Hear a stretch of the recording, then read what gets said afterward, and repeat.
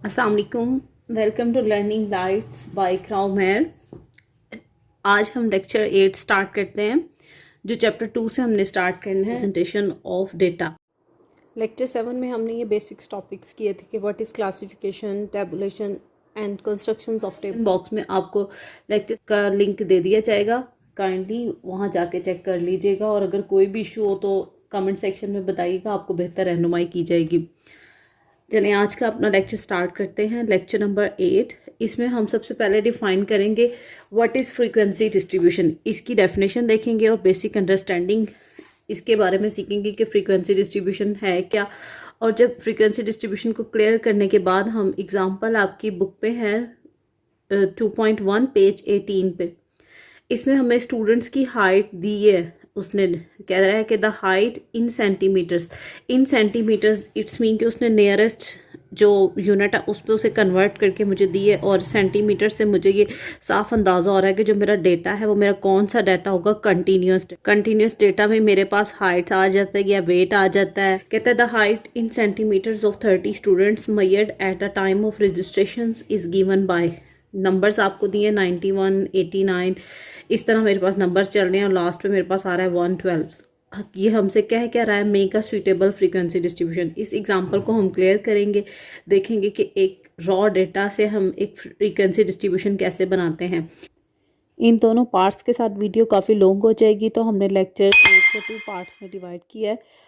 Lecture 8 के first part में हम फ्रीक्वेंसी डिस्ट्रीब्यूशन के बारे में जानेंगे, और लेक्चर 8 के सेकंड पार्ट में फ्रीक्वेंसी डिस्ट्रीब्यूशन कैसे बनाना है ये काम करेंगे। तो let's start with lecture number 8 part 1 frequency distribution. Frequency distribution की डेफिनेशन है, इसमें हमें कह रहा है a frequency distribution is a compact form of data in a table which display the categories of observation according to their magnitude and frequencies such that the similar और identical numerical values are group together. The categories are also known as groups, class, intervals और classes. ये हमें क्या कह रहा है ये देख लेते हैं। कहता है फ्रीक्वेंसी डिस्ट्रीब्यूशन डेटा की एक ऐसी फॉर्म है जिसमें हम टेबल्स की सूरत में डेटा को कन्वर्ट कर देते हैं और डिफरेंट क्लासेस बना लेते हैं या डिफरेंट कैटेगरीज बना देते हैं अकॉर्डिंग टू देयर मैग्नीट्यूड के अकॉर्डिंग कैटेगरीज हम सेट कर देते हैं एंड फ्रीक्वेंसीज, और उसमें नंबर्स जो मेरे आ जाएंगे ना एक क्लास में वो मेरी फ्रीक्वेंसी कहलाएगी।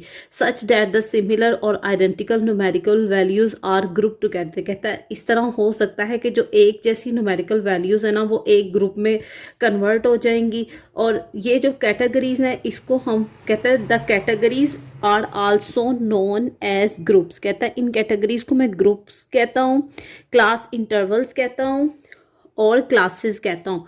फ्रीक्वेंसी डिस्ट्रीब्यूशन की आप डेली लाइफ में एग्जांपल लें, आपके एक कॉलेज में कॉरिडोर में आपके तमाम स्टूडेंट्स मौजूद हैं, first year, second year, third year and fourth year mix students हैं।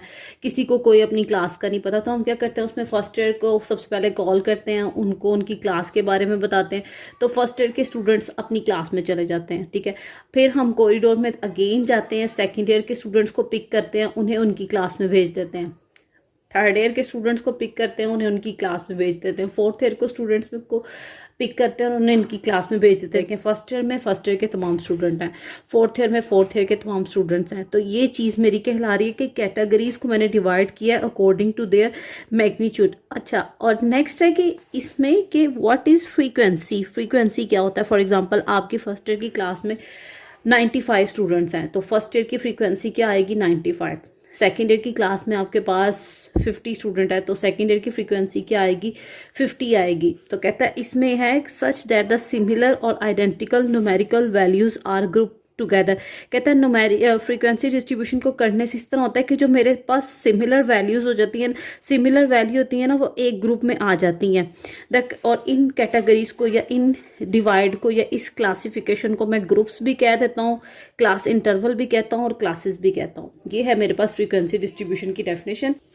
एक एग्जांपल से हमने बहुत अच्छे तरीके से डिफाइन किया है कि फ्रीक्वेंसी डिस्ट्रीब्यूशन मेरे पास क्या है, क्या तरीकाकार है, लेकिन इसमें कौन से स्टेप्स आएंगे ये हम देख लेते हैं। Following steps are taken while making a frequency distribution, और इसमें हम सबसे पहले कंटिन्यूस डेटा को डिफाइन करेंगे, देन डिस्क्रीट डेटा को। सबसे फर्स्ट स्टेप में हमने क्या करना है, हमने रेंज फाइंड आउट करनी है। Second, decide about number of classes. कि कितनी क्लासेस बनानी है, ये हमने फैसला करना है। थर्ड पे हमने करना है decide about width of the class interval, एक क्लास की कितनी विड्थ हो ये हमने बयान करना है, ये हमने फैसला करना है। फोर्थ पे हमने डिसीजन लेना है, decision about the starting point of first class, के फर्स्ट क्लास की स्टार्टिंग पॉइंट क्या हो। और फिफ्थ में हम सीखेंगे concept of tally marks. One by one in सब पॉइंट्स को डिफाइन करते हैं। सबसे फर्स्ट पे आपके पास आ रहा है रेंज। रेंज क्या होता है ये देख लेते हैं।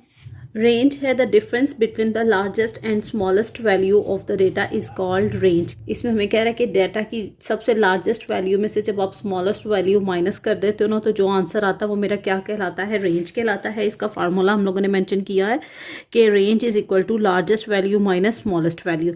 फॉर एग्जाम्पल आपका डेटा है 30 स्टूडेंट्स है, तो आपने रेंज फाइंड आउट करने के लिए उस 30 वैल्यूज़ में से आपने सबसे लार्जेस्ट वैल्यू पिक करनी है और उसमें से सबसे स्मॉलेस्ट वैल्यू जो उस डेटा की है वो माइनस कर देनी है। जो आंसर आएगा वो मेरा क्या कहलाएगा, रेंज कहलाएगा। एग्जाम्पल को करते हुए आपको प्रैक्टिकली भी बताया जाएगा कि रेंज कैसे फाइंड आउट करते हैं। सेकंड स्टेप में हमने लेना है decision about the number of classes. हमने डिसीजन लेना है नंबर ऑफ क्लासेस कैसे हम लोगों ने करनी है, इसको हम हाईलाइट करते हैं या डिनोट करते हैं सी से, डिनोटेड बाय सी। और सी कैलकुलेट कैसे करना है, C is equal to 1 + 3.3 log of N. N क्या है, एन है size of the data. For example जितनी वैल्यूज होंगी ना वो आपका क्या कहलाएगा, एन कहलाएगा। लोग लेना है, फॉर एग्जांपल 30 वैल्यूज हैं तो लोग 30 के आंसर को आपने 3.3 से मल्टीप्लाई करना है और उसमें +1 ऐड कर लेना है, तो आपके पास सी आ जाएगा। दो तरीके हैं सी फाइंड आउट करने के, क्लासेस को फाइंड आउट करने के, या आप इस वे में फाइंड आउट कर लो। सेकंड है आपने c is equal to √n। ये सारी चीज़ें हम लोग लेंगे अप्रॉक्सीमेटली। फॉर एग्जांपल आपके पास अगर c की वैल्यू आती है 6.77, तो इट्स अप टू यू, आप पॉइंट से पहले वाली वैल्यू टेक करो, 6 टेक करो या एक अबव कर लो। 6.77 को आप अप्रॉक्सीमेटली टेक कर लो 7। इसमें कोई रिस्ट्रिक्शन नहीं है कि आप नियरेस्ट यूनिट की तरफ राउंड अप करते हो या प्रीवियस जो उसका लोएस्ट यूनिट है उसकी तरफ राउंड अप करते हो। ये थे फर्स्ट 2 स्टेप्स। थर्ड स्टेप क्या है इसका ये देख लेते हैं। Decide about width of class. Width of class को हम डिनोट करते हैं एज से, डिनोटेड बाय एज, या एज से हम शो करेंगे किसको, विड्थ को। कहता है h is equal to range divided by number of classes. यूं भी आप कह सकते हैं कि आपने जो फर्स्ट स्टेप में काम किया, जो आपके रेंज का आंसर आया, आपने उसको नंबर ऑफ क्लासेस जो सेकंड स्टेप का आंसर है उससे डिवाइड करेंगे। और again H is equal to R over C, R stand for range and T stand for number of classes.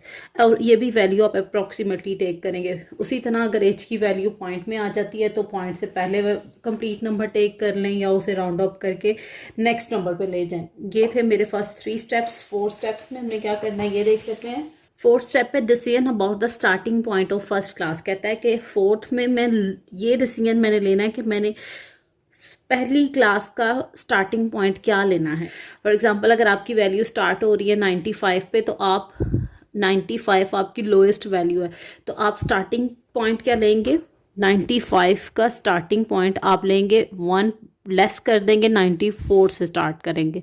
ये है आपका decision about the starting point of first class. Sometime ये हमें खुद ही बता देता है कि आपने स्टार्टिंग पॉइंट ये लेना है। उस सूरत में आपको ये वाला तरीका कार नहीं अप्लाई करना पड़ेगा, जो उसने कहा है हम वो इम्पोज कर लेंगे। और 5th स्टेप है tally mark concept. Tally mark concept आपको जब तक हम न्यूमेरिकल नहीं करते बेहतर तरीके से नहीं पता चलेगा।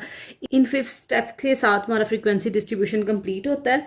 लेक्चर 8 में मेरे पास फर्स्ट जो मेरा पॉइंट था या फर्स्ट कह दें स्टेप, वो तो कंप्लीट हो गया कि हमने फ्रीक्वेंसी डिस्ट्रीब्यूशन की डेफिनेशन को डिस्कस किया है और हम लोगों ने कुछ स्टेप्स सीखे हैं कि फ्रीक्वेंसी डिस्ट्रीब्यूशन को बनाते हुए हमें क्या क्या काम करना है। इसके साथ लेक्चर नंबर 8 का पार्ट 1 कंप्लीट होता है। लास्ट पे आप सबसे रिक्वेस्ट है प्लीज़ चैनल को लाइक और सब्सक्राइब करें, अपने दोस्तों के साथ शेयर करें। इंशाल्लाह पार्ट 2 में हम एग्जाम्पल को सॉल्व करने का तरीका सीखेंगे कि फ्रीक्वेंसी डिस्ट्रीब्यूशन कैसे बनाना है। देन अपना ख्याल रखिएगा। अल्लाह हाफिज़।